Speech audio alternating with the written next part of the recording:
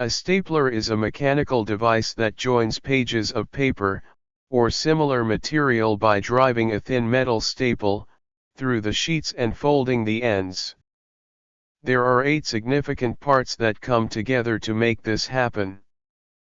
First, the stapler itself is composed mainly of the head and the base. Connected to the head is the magazine, which holds the staples. The head is connected to the base by a pin, which is soldered in place. The pin at the back of the stapler allows the head to swing up and down to load staples. Inside there are pusher, which one end is connected to the head and other to the magazine. It helps to push the staples down the magazine, to reload the stapler and to pull the stapler head back up after it has stapled a document.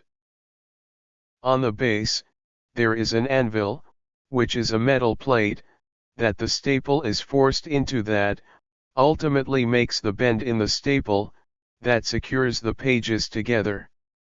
The staples are loaded into the magazine so that the 2 points face towards the base of the stapler. The pusher creates tension that pushes the staples toward the front of the stapler. When pressure is applied to the head of the stapler, the magazine pushes down on the paper, and a metal plate in the head of the stapler pushes the front staple down the magazine. The 2 points are forced into the paper, piercing the pages until they come into contact with the anvil. There is a curved groove in the anvil.